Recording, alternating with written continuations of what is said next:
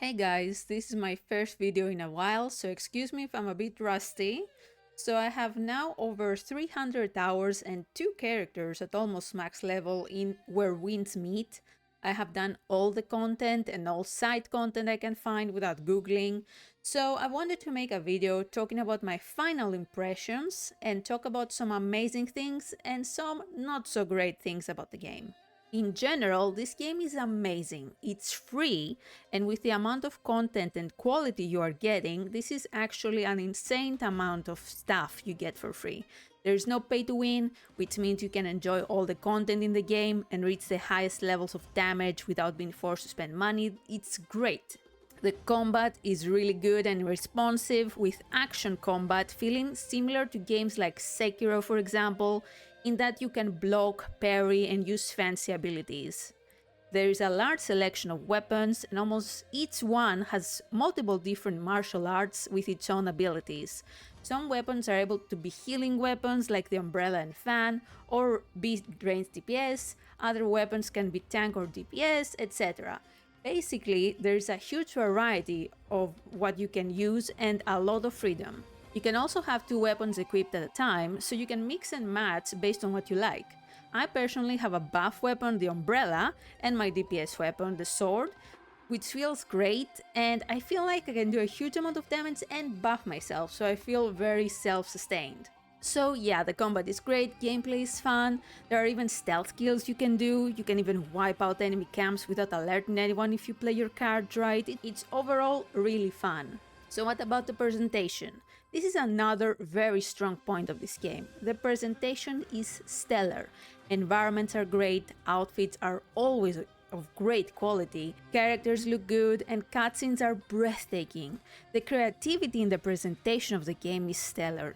This game is not afraid to go crazy with its cutscenes, resulting in some absolutely beautiful experience. I can't really talk about specifics without spoiling, but trust me on this. Another great thing I've noticed is that it's not just the main story content that's had a lot of attention put into it. If you ignore the side stuff, you are shooting yourself in the foot in multiple ways. For one, some of the strongest storylines are hidden in side missions. You might be walking through the starting area and suddenly an encounter quest triggers, and it ends up being a huge lore bomb and gives you a bunch of extra story that's related right to your character. You might stumble on a side cave and end up in a stunning area with its own unique storyline that concludes in an epic boss fight at the end. Basically, do not ignore the side content. Sure, there are some filler quests, but it's worth going through them as you search for the next gem. Do not sleep on the side content. Now, the main story. We are going to start talking about negatives in this section, not because the story is bad, I think, but because there seem to be so many things lost in translation, and if you're not already familiar with Chinese history, you are basically out of luck. Do not expect this game to hold your hand and explain what everything means. It will talk and mention a bunch of terms that you would only know if you knew Chinese history beforehand. Blink and you miss the context of a scene because it assumes you know. Now, is this bad? I don't know. It's neither the fault of the game that I don't know Chinese history, for example, but I don't think it's also the gamer's fault for not being knowledgeable of those topics before playing the game. However, you will still get the gist of the story, and I guess that's good enough. The presentation once again makes it all worth it. There are cutscenes while playing the main story that are just out of this world. Stunning vistas, creative storytelling, and apparently symbolism that flew over my head, but I've been told it's very deep, so who am I to argue? The presentation, especially in the later areas, does not shy away from going crazy, and for example, turning you into a fish. Sorry, spoiler I guess, don't worry, you also turn into other things. So yeah, basically I just wish I understood what was going on more. I also hope that the story focuses on the main character explicitly more in future content, because right now, while people will argue that it's been about the main character all along, gameplay wise it doesn't feel like it for a good chunk of the main story. I'm personally not interested in playing as other characters even if their storylines are good. Now, how about the co-op? I was and still am ecstatic that I got multiple friends to play this game with me. I love sharing the games I love with my friends, so I'm very happy just running around with them and doing stuff. However, the co-op experience is sadly very lacking, which is surprising considering how much content there is. It's all well and good with the mini-games and when you are on the multiplayer section, which is separate from your own world, but if you want to do all quests together with a friend, you're out of luck. The main story being locked makes sense, but in fact, most of the quests that you come across are locked when in co-op. There are some dungeon quests that are co-op friendly, so they did make it possible, but it seems making the rest of the quests friendly for co-op was maybe abandoned?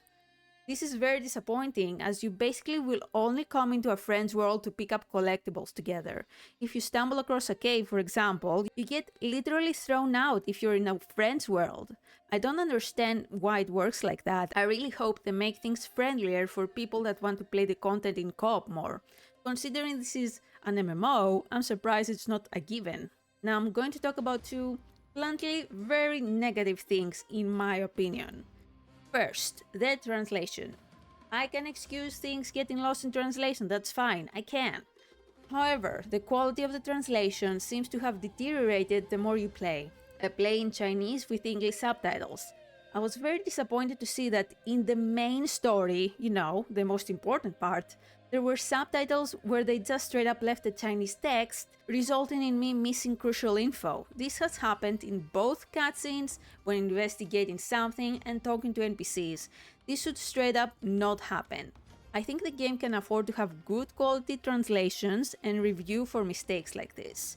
This is not even assuming that they are using AI for the translations, which could also make things not very easy to read, which we've experienced throughout the game.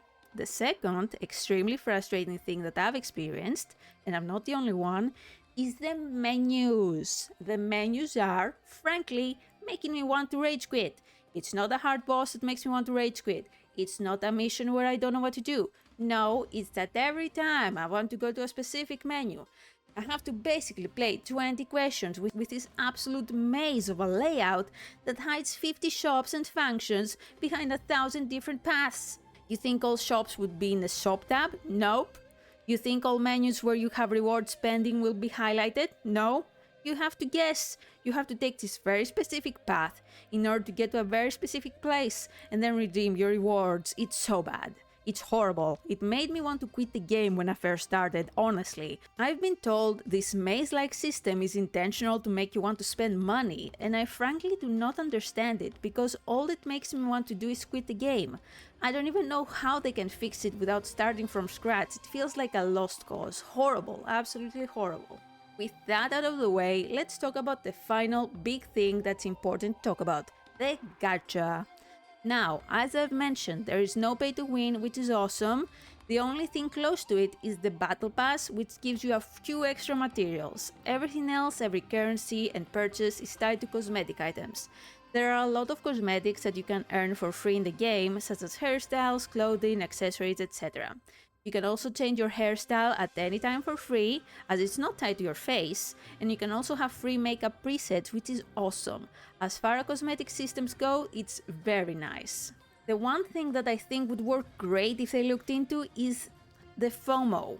Now, you'll tell me that FOMO is intentional, and of course it is. However, what if you are a player that started playing later like me, and the outfits that were on limited pools are no longer available? In most gacha, there are character and weapon reruns, so it's not a huge loss if you miss it. However, in Where Winds Meet, so far, even on the Chinese server, there have been no reruns on any of the outfits at all. If you missed an outfit, it's over, goodbye. I think this is horrible, especially since the problem is that people lost their chance to spend money on the game. If a player falls in love with an outfit and they want to spend money on it, but they literally cannot as they missed the gacha, is this truly good FOMO? I really hope that they either introduced outfit reruns or add outfits that were in the limited gacha in the shop to be purchasable with pearls. That would be awesome. If an outfit is many months old, why not add it there for a set price so people can buy it? I don't see a downside. Another issue that most people won't come across unless they have multiple characters like me. Any purchase you make on one character is tied to that character only. You will very quickly notice that outfits that look amazing on female characters might look underwhelming on male characters and vice versa, which I personally really disagree with. The outfits should look very similar between male and female character. It should not be a completely different outfits depending on the body type you picked. My main is a male character and I made a female alt so I can see both. I quickly noticed that I could not share the outfits I paid for with my other character, which was very disappointing. In SOTOR, Star Wars The Old Republic, an old MMO that makes money from cosmetics as well, has a great workaround for this, especially since it's a game where you can have many characters too. When you first purchase an outfit, it is tied to the character you buy it for. However, you can spend premium currency to unlock it for all characters if you want. It's not cheap unless there is a generous sale, but it's fantastic as it allows you to share your outfits across your characters. I really hope they consider a similar system for where winds meet, especially since cosmetics are a huge part of its identity. With this, I think I've talked about everything I can think of for now. There's not much to do once you reach endgame, which is an issue. It is true that I personally have run out of things to do with my main character, so I'm just, trying to find all the things I missed. But I'm really looking forward to getting more story. Regardless, the game is indeed fantastic, and with a price of free, there is really no downside to trying it. Have you tried Where Winds Meet? What do you think about it? Let me know in the comments and subscribe for more. That's all for now. Bye bye!